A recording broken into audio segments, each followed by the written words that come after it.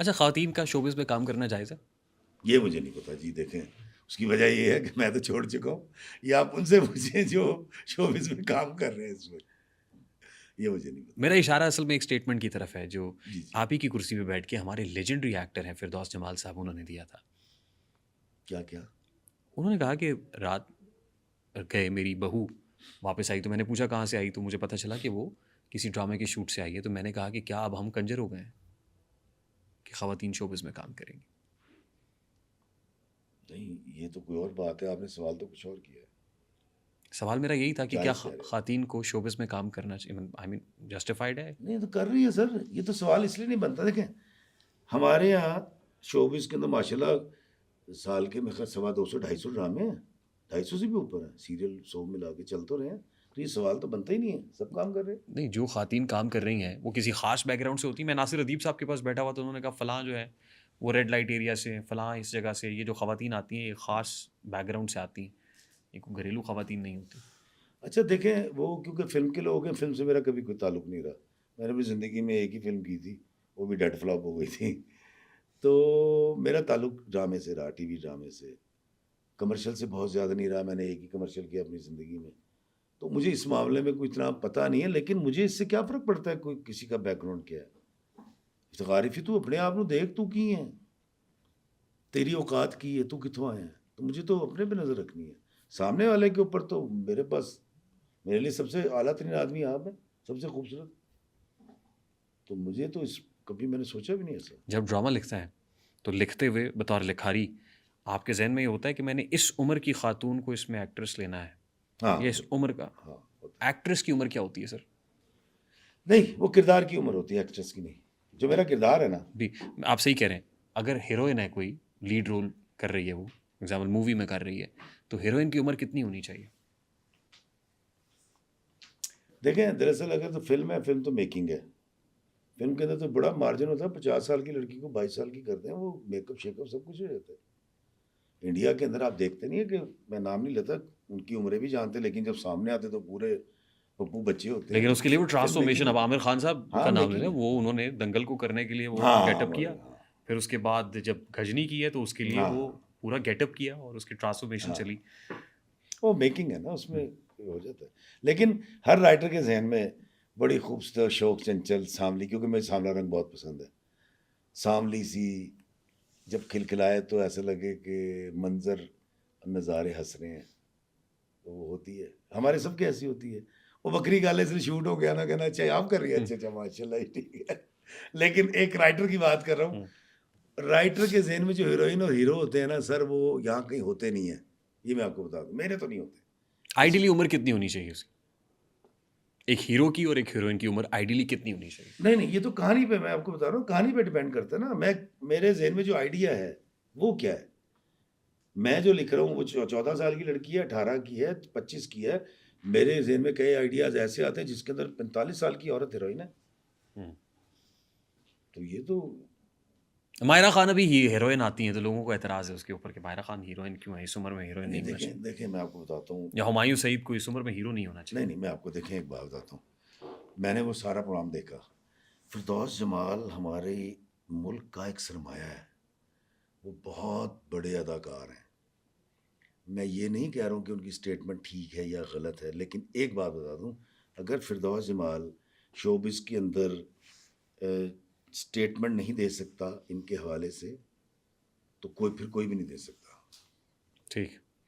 तो मुझे बजाय इसके कि उनकी किसी बात को हँसते हुए, चटखारे लेके और उसकी ऑपरेशन करना, नहीं, नहीं, नहीं, कतई नहीं।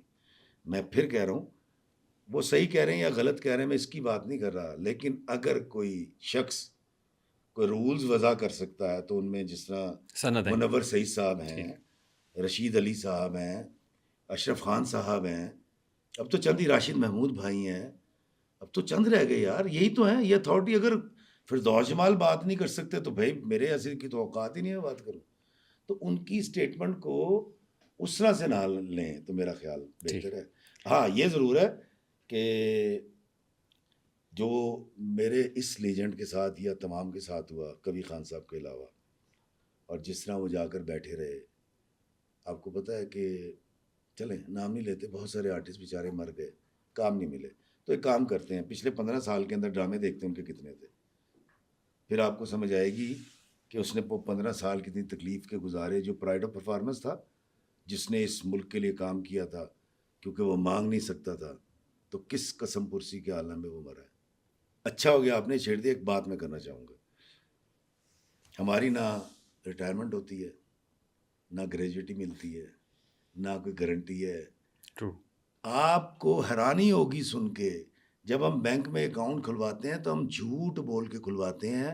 हम अपने किसी वाकिफ़ प्रोड्यूसर से कहते हैं कि तुम ये लिख दो कि ये फ़ला फ़ला ड्रामे में मुस्तकिल मेरे पास काम कर रहा है और इसकी माहाना सैलरी ये है।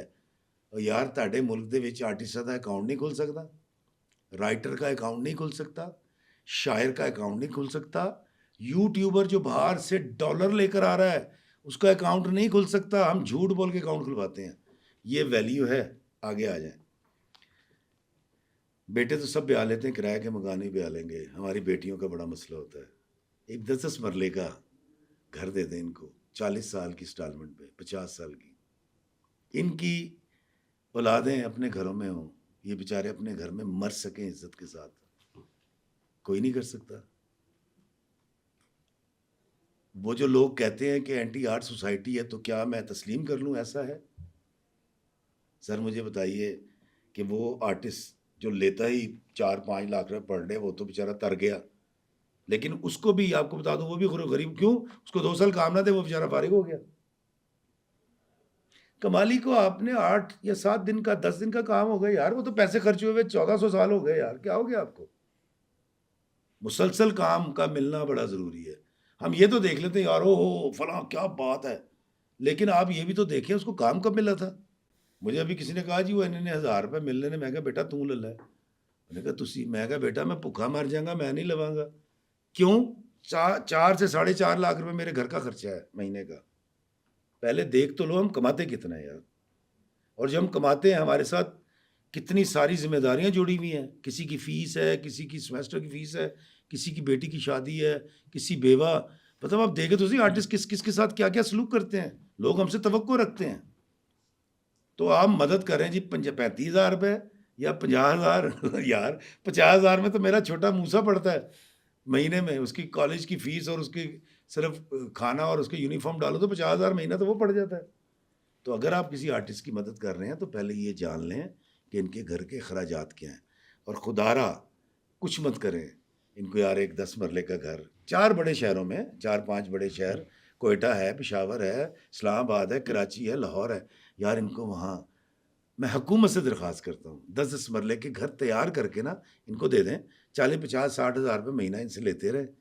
ये मर भी जाएंगे तो इनके बच्चे देते रहेंगे। अब लिखना लें 50 साल नहीं बेच सकते, कुछ कर लें।